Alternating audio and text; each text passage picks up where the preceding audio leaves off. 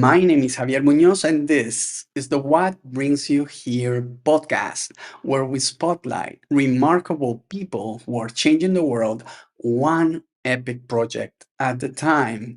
And today, I want to talk about how a small design detail can make or break a product, either turning it into a flop or into a multi-million dollar business. It's amazing. A little thing can make such a difference. Now, in today's episode of What Brings You Here, I sit down with Luca Longo, a digital entrepreneur, angel investor, and the director of UX Studio. He has built the number one UX design course in Italy and optimized many digital experiences for global travel giants to increase sales measured in millions of dollars. Now, that by itself is remarkable, but what we wanted to do is to go well beyond that achievement and really go behind the scenes, the what brings you here of Luca, to really understand what it means to be a method designer. This is how we called it. And this is something you will be able to apply to your own epic projects to make them really work. Now, this conversation became a masterclass in solving complex problems with empathy and finding your way with intensity. Now, you will see what I mean with all of this in just a bit. Now, you do not want to miss this. Okay? So, if you like this video, please like, comment, and subscribe. You know, this helps us tremendously.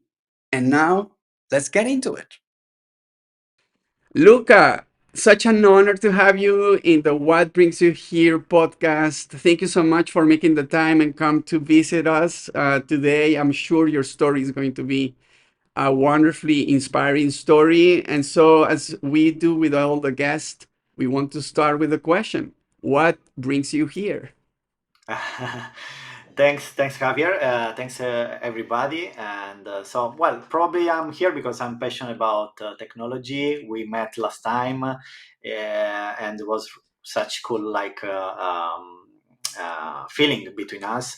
I build digital products. I solve real problems for companies, and right now, what I'm doing is like I just achieve my goals and doing living like a creator, like free of every limits, because I built my companies in the last years. I have many companies, so I also entrepreneur, and I do what I love. So probably my point is like when I say this to people is like, oh, how you made it. So probably I'm here because you want to know how I made it. It will be fantastic because sometimes we focus too much on the achievements and we want to know what are the twists and turns, in a path to realize anything. So if you could go back and recall the first moment in which you had this profound insight of what you wanted to create, what was that like? Mhm. Okay, so well, I'm a computer engineer background, so I started my career as a simple designer and developer in a company in Ireland. So I was moving from the south of Italy, sunny place, beautiful place, in a very cold place, rainy and a different, completely different environment. And I started working there because I just wanted to have to know the world. Because when you finish the university, you think everything was like theoric, or like you don't know how the world is. Mm, So I was there just say, let's go it, let's jump in the water and see what's next. No, so I started there my career. I was pretty good, cool. So I did achievements. They upgrade my role in Ireland, but there was something that was like a sign was very good, because I remember that after 2 years living there, I was happy about professional, but not happy about lifestyle, because I was working a lot. I'm a creative person, so I had the boss company structure on top of me, oh. so I could not be free there. So I remember I was talking like during the summer holidays with my father. My father is a fisherman, 80 years old, And I was saying like, yeah, I'm not really happy from social life, but I want to stay there because I have big salary, I have good expertise and learning a lot. And my father say, well, you can just leave a job and move to another country and do whatever you want, as simple as it is. And it was something like that unlock something in me and say, that's true. I mean, I had money, I could do it. Why I'm not just starting now to do it? Because if I don't think to start, the achievement, the goal would be even later. So I should do now if I want to do maybe in 3 months or in 6 months. So I started to do it, and after 3 months, no, 6 months, I was in Mallorca, completely different lifestyle, still working for a multinational company, but completely changed because sunny place, people very similar to Italian. I felt like I was at home now. So and then when you are at home, then you can start building something that you feel more close to what you want to achieve in your life. So because you have the base environment, in the triangle of priorities, the base is like healthy and family and feel like good at home. So I had this base, and then on top of it I start building my next stuff. So I was working then for, that's another story, for multinational companies, and then I opened my studios and my startups and my companies, and then So yeah. what But was this was the point. that was interesting that your father triggered that, because sometimes we do need a push, and it's a simple question, right, that triggers it. And we sometimes have that resistance to change, that we have Yeah, momentum that we have to break exactly. and be question it. And now there is this moment, right, of which happens a lot with the members of Just Action, which has to do with the jump from working in a multinational to building something on your own. And there are many philosophies. Some people think that everything has to be perfectly secure so that you can make this transition, and there is good science to back that perspective. Um, and then there are people that say, well, you just have to take the risk and jump in the water, even if you don't have total clarity. What happened when you made that decision? What was the trigger in this case? Was it another conversation with your father? Or what was that triggered you to say, I'm going to open my new design studio? Was it like a firm transition, or did you start providing services to your own employers at the time? How did you think of that and decide? Hmm. So yeah, the thing is that I didn't want to start at the very beginning. So you said you have a risk when you open a new company. You want to do things on your own, for sure. So I wanted to limit the risk as much as possible. So what I was doing till from the university, because I was a creator.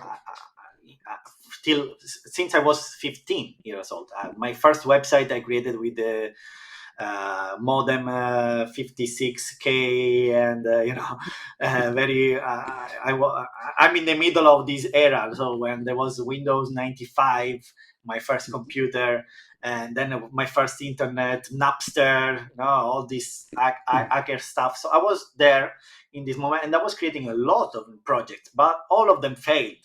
So when I finished the university, I said, don't do the error to start to do again another project. Let's jump in a company, start do some career in the first company, then in a second company, then in the third company, and then after that, maybe try to change the company typology. So like startup, multinational, multinational B2B or B2C. So try to see all the aspects of this. And once you feel like you are complete, you know exactly how the world works, then you can build your company. So I was thinking about that, and I did it. So because in Ireland, my company was a consultancy studio. So then I jumped in a mainly B2B multinational company in Mallorca, the Hotel Beds Group company. Then I jumped to a B2C multinational company. so e-commerce, direct customers, and stuff like that. And after that, I, as a creator and product designer and front end and back end developer and startup builder, I say I know consultancy, I know B2C, I know B2B, I know multinationals companies, so I can start now. Uh, a part of that, I was like starting building already my ideas in background. So my girlfriend was like seeing me working after I come back from the office, like at 6 p.m. I start working till midnight or 2 for the first 3 4 years every day almost, because I was start building my own profile. Yeah. So that's how I do it. So I have a question for you. Things have changed dramatically. I am of I have this thought that the ex, the disruption that we are gonna have because of AI nowadays will be such that even if you knew or experienced all these different elements as a young person to as about how the world works, a lot of that experience would be redefined completely, and that you would be able to be the one setting the stage as a young person even without the experience. And that's when you see young, very young people. I see them quite a bit in the space of AI, doing things differently without previous experience of anything, and making a killing, right? And so my take here is, who knows if a lot of experience. I know this works for you because that was a different phase in the world. Uh, but now, because of this very major disruption that is happening across the board because of AI, maybe there is like a new way to jumpstart your life without the baggage of having all this experience from the previous paradigm of things. And so it is controversial, of course, this point of view. But, in a way, I am rooting for young people, and in understanding full well that they don't have the experience, right? They don't have the experience, and they may be pursuing something. They may make a lot of mistakes. But my take is, if the experience is about principles, the principles that are not going to change, then that's needed. Yes, that is needed, and it will remain timeless. But if what you're learning is about old paradigm of managing processes or doing things that will be replaced, then that's of no use, for a lot of people. So if you have the as a young person the ability to learn from principles and not from old ways of doing things, just keep it fresh, right? Maybe that would be the right type of mentorship or experience that you can get. But I am of the position that you should just, as a young person now, you can just see the world with the fresh eyes without the contaminants of having a corporate life. Yes. And then come in and reinterpret, redefine, break the rules, even be one of those first unicorns as a solo entrepreneurs, completely aided by AI. So, how do you see that now, in 2025, as you advise people, young people, in the way forward? Good question. This era where we are jumping now is unexpected for sure. So even from me, that I was techie guy from 15 years old and computer engineer, so I didn't expect to all these things come too fast. So it's like the grow line is like almost like this. So Yes. not linear, exponential for sure. So what is coming, we don't exactly know yet. Yeah. For sure, what we know is that right now, an example in my story, my life, my experience is that I'm not cutting jobs. We are producing with the same people three, five, 10 times more than before. So we are earning more. Their salary is higher of my guys.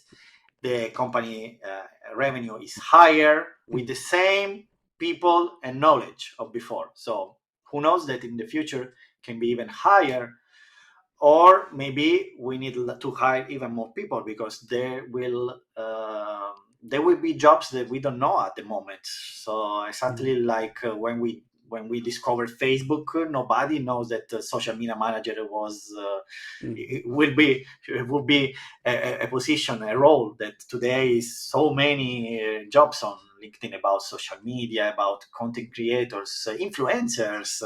All this new stuff are new. So now we are talking knowing that, but we Yeah. don't know what's coming from the AI. So I believe that what I was also doing with my guys and when I hiring people is that the paradigm changed from the past to now. So in the past, we were living in a world where the hard skills were super important. I remember like when I was 20, companies, or even in Dublin when I was 27, 25, companies, multinational companies from US as well, they say, oh, you are an architect. Wow, that's so rare to find an architect coder. Mhm. You are the Leonardo da Vinci of the code, so we will pay you a lot. We will give you a lot of features, or the same stuff in the front end or in the design. You are an artist. Today is very easy to be architect. Well, very easy, in brackets, but Yes. uh, you have all the knowledge there, the knowledge online, and then you have the AI as assistant. You have agents as assistant, so not only AI autocomplete your code, but even writing code for you, and multiple agents like Cursor or Anti-Gravity. The last one from Google with Gemini 3 is fantastic. So it's very easy now to write code, very easy to have ideas in design, in product design. Mhm. What is important now is changing the paradigm, that is not the hard skill that is your first skill to have. It's a soft skill. So then problem solving, the way you think, the way you interact with people, even because something that is not gonna be replaced by AI will be interaction with people. So not of the from the medium to higher company, big companies, multinational companies, nobody will hire only AI to do stuff. There Mhm. should be persons to manage and see what the AI maybe is doing, like an engine, but you have a person, a technician on top of the engine for sure. So then we need to be prepared in this field. And I think soft skills is really good, even because with the soft skill, you can be multidisciplinary person. So you can have many art skills. Right now, I started as a product designer, but I know now how to code front end, how to code back end, how to code architecture, what's cybersecurity, what's AI, what's agent, what's marketing, what's SEO, what's sales. So because of my skills, probably of try to be problem solver, not try to be technician in one field only. Yes, absolutely.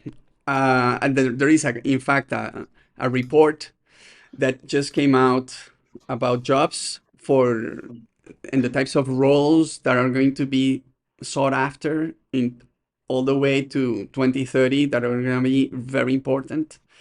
And it's really interesting to see that precisely what you said that has to do with empathy, your capacity to be resilient and adaptive, your capacity to be creative thinking, but also analytical thinking will be sought after. Um, more than other skills that before were very important. Nowadays, these will be along with your analytical AI skills, data analysis skills. So AI will definitely be one of the key things that people will be seeking in employees. Now, your perspective, of course, has the element of design. You have always had a design interest in design. This is what you do in your company, UI, UX, UI design, and those principles of design will remain no matter what the tools are, to create. And the criteria to make a design appealing, attractive, engaging, all that criteria will probably remain. Some things will change, like the way in which you can interact with a UX right now. Uh, for example, by voice, that was not available a couple of years ago because we didn't have the voice models that we currently have. And it is something that is becoming a unique way of interaction with interfaces. For example, the fact that you can go to an interface and just ask what is that you want, and have any website act as if it was a sort of ChatGPT providing you with a structured answers, so that you don't have to navigate anything. You don't have to create a map of your site that is logical to be able to navigate it anymore. So some paradigms are changing from a design perspective, but I believe that the overall principles, which is what I want to really focus on, the overall principles will remain timeless. So when I talk to young people, I tell them, look, let's focus on the underlying fundamental principles that drive humanity. Yes, you mentioned the aspects that need to be there from a human perspective to create relationships, trust, to create things like that will carry you through your life. But then there are other principles that have to do with the way things work and are sustained or are guaranteed to continue, that have to do with the mathematics of things, the financial aspects of things. Those principles will also be timeless. So, but thinking of principles is not easy, because there are many buzzwords. There is a lot of stuff that is shiny, and that you Yeah. go in and look at, and it keeps your attraction. It's very attractive to look at, but the underlying principles normally require more introspection, a lot more thinking to really discern. This is a principle that actually repeats itself in history and will remain timeless. So I am into finding what those What? principles are, Mhm. trying to assess what those are, so I can educate my children as to it. You pointed at the point of focusing on the human dimension of things, but I just was wondering whether any other such principle can Mhm. comes up to your mind, like things that you have learned that will remain timeless. Mhm. Well, when I do design, when I do product design, I'm a mentor and also online teacher in some academies. For me, it's very important for all the students to learn the basics, as you said, but in design is called user research, first of all, and the methodology of the user research, which is a field where you actually don't design anything. You don't take a pencil, or you don't draft anything on Figma. It's just researching, and especially the most important thing is like empathy. So empathy is really, really, really important. So you should be a person that have easy to change your mind very fast, and start to get this empathy with the type of user that you have in this project right now. An example, I'm working with an agency, so I have hotel chain client, so hotel staff tourism. The day after, I talk with another client in the medical industry. So it's a doctor. They want an app for iPad to do stuff in the hospital, connected with the machine. So for me, they should be completely different. I should like feel like I'm a doctor today. Mm, Yesterday, I was a tourist travel operator. Tomorrow I should be banker, because I want to build something like financial stuff. So if you are able to change your mind in terms of researching, not every best practice are the same for the different type of customers. Everyone is a different field, and maybe another different technique that you should use. That's why when we do courses online, for example, we teach all the techniques, and then we say you don't have to apply 25 techniques for every project. Take just the ones that you feel are much better and important for this type of customer, and you do this with the empathy, understanding who they are, what they want to achieve, what's the real problem, something like that. So mhm. user research is the key, probably. Human centered design. Yes. That's funny because I talk all the time about human-centric AI, and I'm focused on helping individuals and companies implement AI from a human-centric perspective. And so I think definitely that's the way to go. Now, in terms of what you said, you know what a method actor is? What? The? Do you know what a method actor is? No, In never in heard. a- in acting school, a method actor is the one that gets embedded into the role Ah, yeah, exactly. immediately, and leaves the role without leaving the character during the performance. Yes. Exactly. Yeah. And so that is a method actor, and a lot of those people had the training for acting, a specific actor, a character. They what the training they do is to embed themselves in the role of the character for real. So if they are gonna be a taxi driver in the movie, they actually drive a taxi for real, or whatever is the character that they are performing. They do it for real as a way of training. And it sounds to me that you are a method designer. Instead of a method actor, you're a method designer, Yeah. because you want to embed yourself. But probably that would be the case for anything that you do as a service to another person. So maybe this is an underlying principle, not only for designers, but for anyone, right?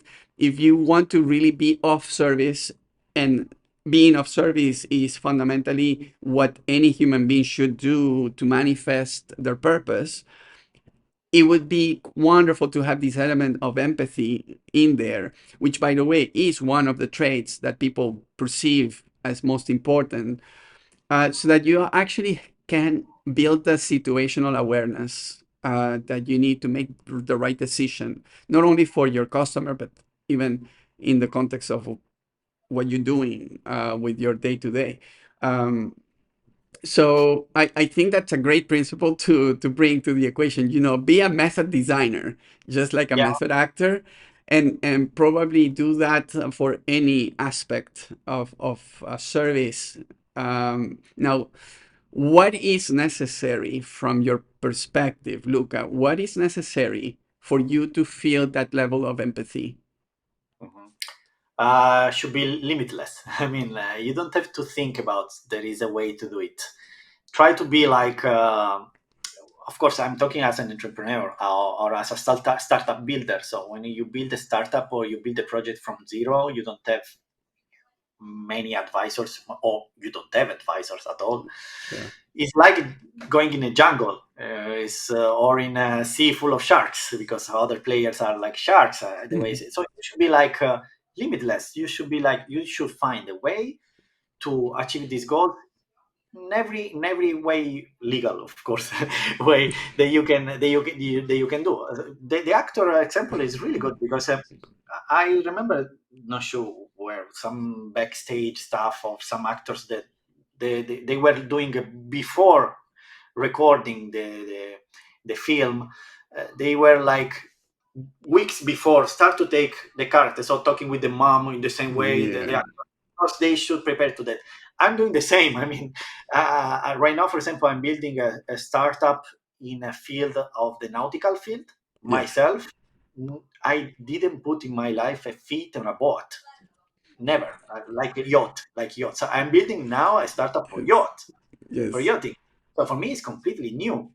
But I saw an opportunity, and I'm just going there, and I'm trying to do like this stuff. So I start to take. I'm going to a place just in Sunday to have a dinner or a lunch. This place was a port.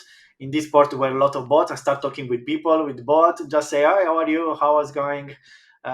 Just to know who they are, what they are doing, where they eat. Yes. I want to know everything about my potential customers. Yes. I saw like a magazine of boats. I start taking magazine boats at home. Never did it in my life. So I start to you should be limitless. So not give you like there is not just online advertisement to get customers. You can get in another way, and also there are not only user interviews that you can do. You can do market research. You can do so many stuff. So limitless and try to be there in like without any rule. Nobody wrote a book about how to build a nautical startup. Mhm. That's bad for me, because with a book, maybe a couple of books would be much better. But if you think there are so many fields where there are a lot of knowledge, so you should be even more you should take advance of it, because there are so many fields that we can do business, we can build our companies or realize and achieve our dreams, and then you have a lot of documentation and knowledge. Then other fields where there is not, and then you should be like this. I think it should be without limits, and as an actor that prepares himself like Mm. doing start to talk with friends in the same way Joker talk with the girl, you know. Oh, that's a great point right there.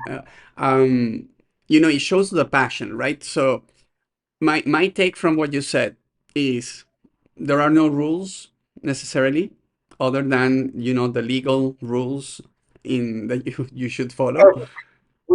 Let's say ethic rules as well. I like there is a in design a bad practice called like black design or dark design, something like that. That you should use like persuasive techniques too much, going over the ethics. So it would be legal and ethics, I would say. Exactly. Those are great points right there, and they are very clear uh, to most people. But beyond that, the sky's the limit, right? And we should basically undo any sort of resistance that we may have, and be creative in our approach and just think outside the box. As entrepreneurs, a lot of that is happening. As you said, my interpretation is a jungle out there. You have to go with a knife between your teeth and be creative in the way you approach your potential customer and learn from that customer to really have unfair advantage, from the perspective of insight, so that you can really develop something of value that's going to be unique and represent a difference with what's in the market already. So, in doing that, now my question to you, Luca, is how do you identify an opportunity? Mm. Well, I like business in general. Mhm. So and politics a lot. So I'm really into many stuff, like even from the wars to the politics about social politics, rights, people rights and stuff. So I think mm, if you want to do a field that you don't have any limit, like can be whatever this field, can be medical, can be tech, can be offline, can be whatever, then you should have a solid base of general knowledge about everything, because you cannot be out of the world and you want to build something for the world. You should be into the field. Well, if you are specializing in one field and you find a niche or an opportunity there, of course it's your field, it's your knowledge, what you study for life, for example, that's good. But for me, that I'm a technology guy. technology can be applied to everything today, to everything, Mhm. from technical stuff to mechanical stuff to social Tinder, like even just social relationships, Mhm. whatever. Child, kids, technology, or adults technology, whatever. Mhm. And many devices, from TVs to cars to computer, laptop to smartwatch, Internet of Things. So you have huge way of working. So in this space, I think basic, like a solid base of knowledge of how the work is going is really good. Mhm. Even because, for example, uh, for me, investing in shares is a way to learn. I'm not an investor that invests lots of money, just little thing. But with this little thing of money, it's like an hook for me to always be updated about green economy shares. I know I start Mhm. reading news about green economy because I'm invested there. So it's a hook for me to be present in this field. So Mhm. for me, it's a field that I believe, of course, an opportunity to invest, for example. So that's the way to do, I think, to find opportunities if you are limitless and your range is broad. The thing that it's hard from my perspective is when you're curious, and you are limitless, as you said, then there are many options. And picking the one option that you should focus on or that you should dedicate time to, the decision is based on a criteria. It has to be based on where do you think you can add more value, where do you think there is that is less attended, what's the niche that is less attended, that there is less competition, what is the thing that you're more passionate about, period, because it's something that wakes you up at night and you're thinking about. Maybe you're motivated because of your kids, because of some specific value, like I want to have a positive impact in the environment. There are many drivers, right? Values, purpose, elements that drive your criteria for selection, and which might not be only the fact that the opportunity exists from an economic perspective, from a business model perspective, but what else is there that you use to make your decisions? Because I bet that in your case, there is such a wide range of things that you feel that you can use your technology skills, that you have to pick in a way that Yeah. is, some people may say joy, just enjoyment, because it's fun, not anything else but fun, so I was wondering what's your case. Mhm. Well, I mean, I have a broad range of stuff, as I said. I think that for me is also like playing. I'm really enjoying what I'm doing. The business is going well, of course.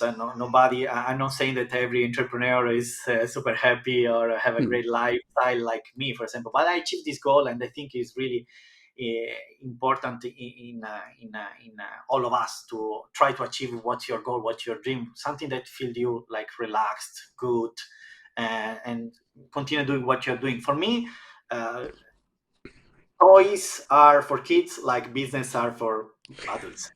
For me, doing business is really enjoying. I mean, I'm talking about business. I'm going to sleep thinking about business, and I wake up in the morning thinking about business. I wash my teeth thinking about business. Of course, I think about other stuff, but I mean, also business is something that for me is a way like to change the world. I think you also have great values behind you. Everyone should have. I have like I want to change the world in better. Okay, and I studying and have my background and my knowledge and how the world works. I discovered that never the world has changed for politics. Never, if you think about that. Always change Economics. for technology. Always. Mhm, mhm, You think about electricity when it comes to electricity, the motors. Uh, so everything, internet now, AI will be in the future, and technology can be also biotechnologies like vaccines or medicines, whatever. So technology changed the world. So I'm a technology guy, so I can change the world even better.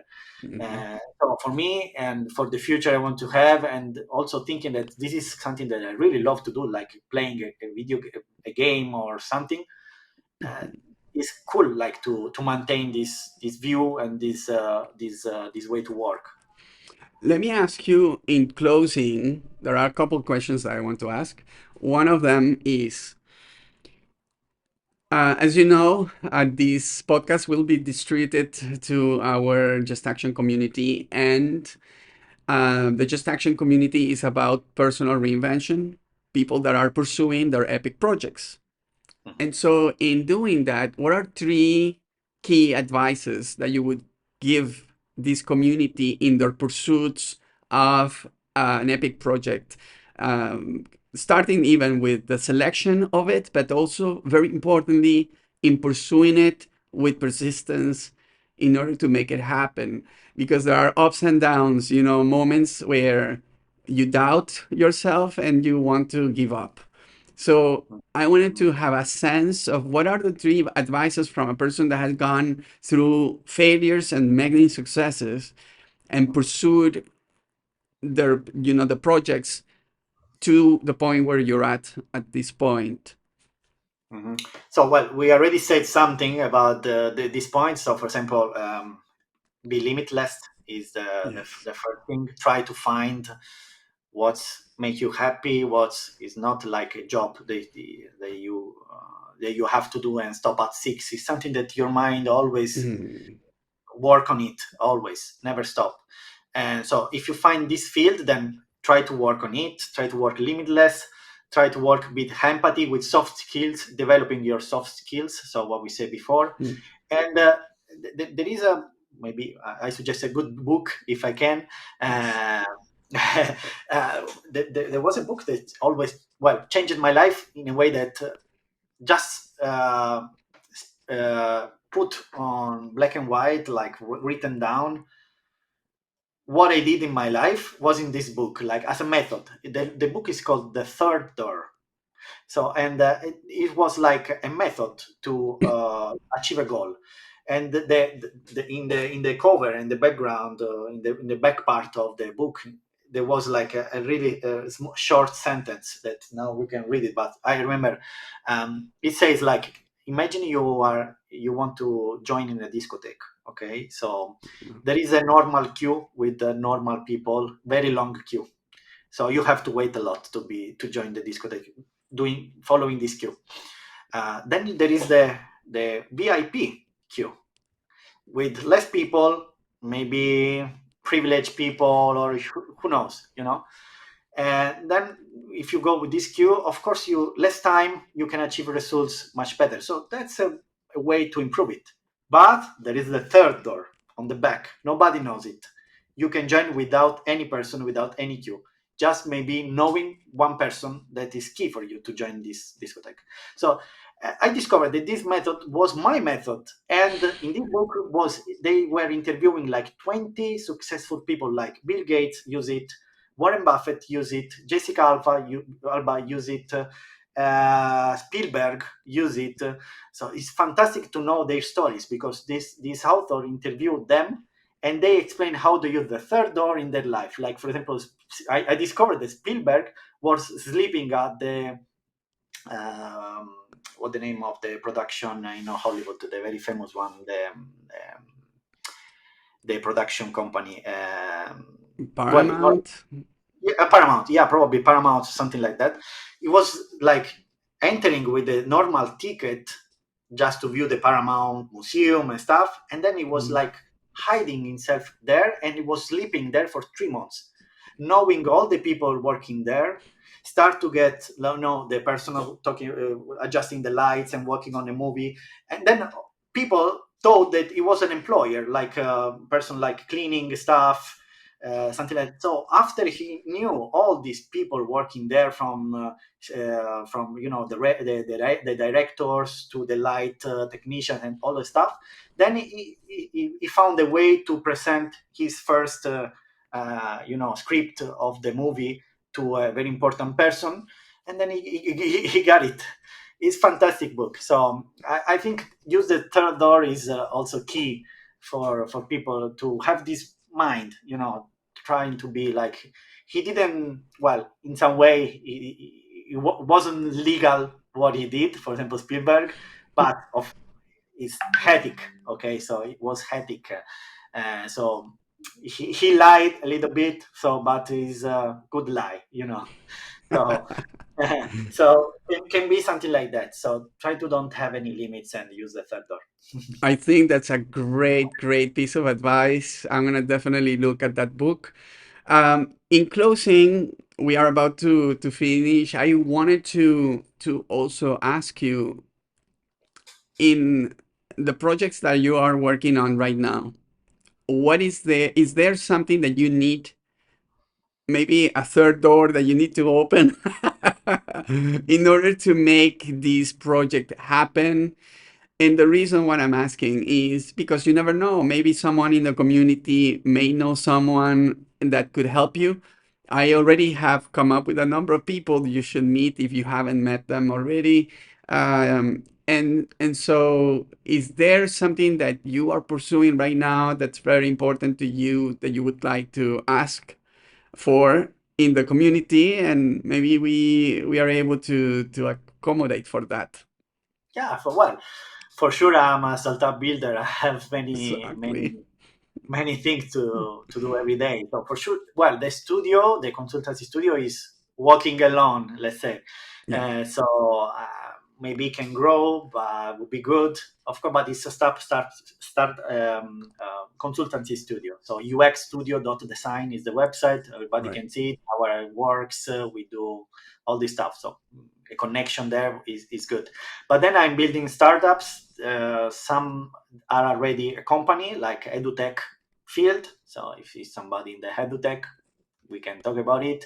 Is that And then in your profile, in your LinkedIn profile? Is that in there, yes, or yes, yes? yes. I can share it to you as well, but it's in LinkedIn as well. We will put it in the YouTube description. Okay, okay. And as well, I'm participating in work for equity in a very interesting idea startup called Cleverfy that is going to revolution the Wi-Fi connections in the world. So imagine that you don't have to ask for password anymore. So you go in a taxi, you are connected with your Wi-Fi home access credentials. You go in hotel the same. You go in a bar the same. It's like the Visa, because Visa is not a bank. It's just a layer of security on top of your bank.